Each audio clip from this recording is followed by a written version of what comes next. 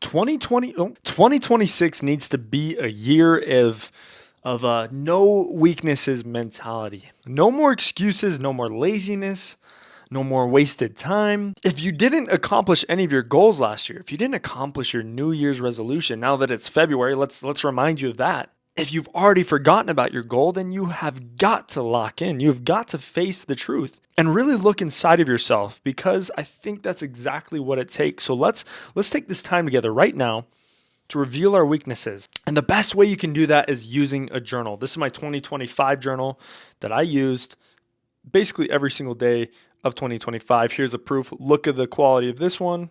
Look at my brand new 2026 journal. Same exact book, same brand. If your journal, if you guys did journal last year and your journal doesn't look like this, you got to lock in. There's nothing else I can say. And so as you guys journal, you open up your pages and you start looking down. All right, this is the invitation. Start thinking, what are my weaknesses? What was it last year that kept me from achieving my goals? What was it last week that kept me from focusing on the goal that I set in January? Now, there's a couple things you want to consider when you write down what these weaknesses are. These downfalls that you have, when you write them down, whether it be an addiction, whether it be a personality trait, maybe you're a little bit too prideful, maybe you're not as thoughtful or aware of others and their needs. You need to be specific. Be specific. Weaknesses don't lose their power unless you can call them out for what they are exactly. Do you even understand what your weakness is? Have you spent enough time pondering it? Yeah, sure. A couple years ago, let me use this example. A couple years ago, I was invited to commit to a Christ-like attribute. Pick a Christ-like attribute, an attribute of Christ that I saw in the Bible, and to work at it and study it and do everything I could within 2 years worth of time to achieve it. And the one I picked, well, at first, to let you guys know, we were given a light test to test which Christ-like attribute did we test the lowest in. And the one I tested the lowest in was charity. And I was shocked. I was like, why am I testing the lowest in charity? Mama always told me that I was the nicest, most charitable and loving person, but somehow I tested the lowest in it. So I thought about it and I took the time and I dug deep. And what did I find about this charity, this lack of charity that I had? I found that the reason I was completely uncharitable was because I was completely and utterly prideful and too focused on myself. And you're going to find that, any weakness that you have is probably locked behind the gate, which is pride. And you can't get to it unless you can break it. Break the pride. And what do you do to do that? Well, you start praying, you start writing it down. You get real with yourself. You become honest with yourself. So honest, you hurt when you look at those pages. You feel embarrassed. You're like, I don't even want to show this book to anyone, because if they were to see these pages and exactly what I wrote down, I'd be completely embarrassed. And so you guys are going to have to really get into a deep and sometimes dark place, because every single one of us has a secret. But the sooner we confront it, the sooner we can achieve our goals and our dreams. What do you value more? Guarding the things that make you completely unhappy, or chasing the thing that will make you and completely change you? So be specific. Does you no good to beat around the bushes, to give it code names, or to be secretive about it? Be specific. Call it out for what it is. And don't lie to yourself. It does you no good to lie to yourself. If you feel embarrassed about it, don't share this book with anybody. Tape it shut if you have to. If you got little siblings that are going to be looking in your book, hide it. Hide it somewhere. Do everything you can in your power to make sure you know what it is that is trying to take you down. Who's your enemy? Next, I want to talk about how writing will turn your weaknesses into something you can work with. So by writing down your weaknesses, suddenly your perspective on that weakness changes. Now, I've done this a couple different times. I probably wouldn't have recognized that the issue with my charity problem was pride if I didn't write it down. If I didn't write it down, I probably wouldn't have looked at it for what it was. If I didn't study it out in my mind. By doing this, and I've said it in a couple different videos, by journaling, it's like you suddenly have the connection to your spirit, which knows all things. Your mind is deceitful and you can't trust it for anything. So connect to your spirit, which is intrinsically connected to God.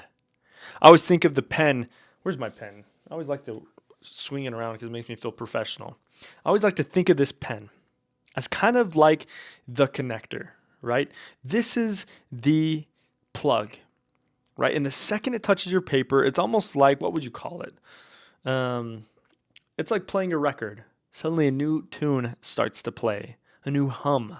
Or rather, it acts like the radio tower between you, the paper, and God. And when you start to write, watch as these miracles start to manifest themselves. If you believe in God, try it out. Why do you think it was so important for these prophets of old and these apostles to write in these scriptures?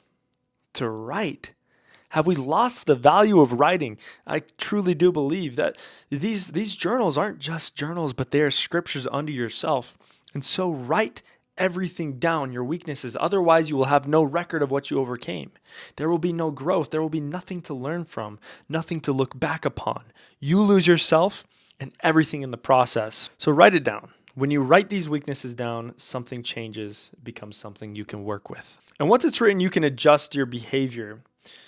So for example, what is one thing I can do to improve myself tomorrow? Well, if it's based off of, say, you have a poor habit of scrolling.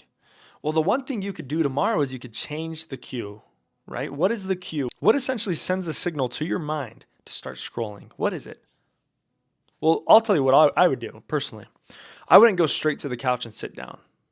Okay. Maybe the first thing I would do in the morning is I wouldn't grab my phone. I would sleep with my phone across the room and I would grab my journal instead. If one thing is different in the routine that your brain sets, then your brain has to adjust and make new plans.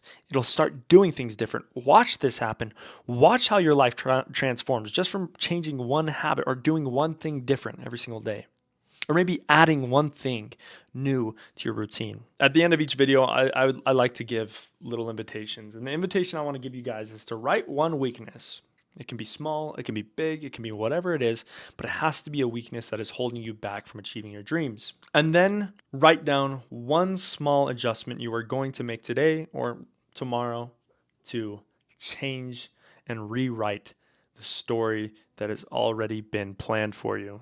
I promise you guys, by doing these things, your life will significantly alter. I would attribute 95% of my success in the year of 2025 to this book. Honestly, it has absolutely changed everything. And I can't imagine what my life would have been like if I had not picked up a pen and paper, if I had not bought the journal last year. This is why I'm making a habit of journaling every single year. Because it replaced my phone for all things. It has removed distraction. It has brought me purpose. It has brought me direction and has connected me to God more than any other self-improvement habit out there.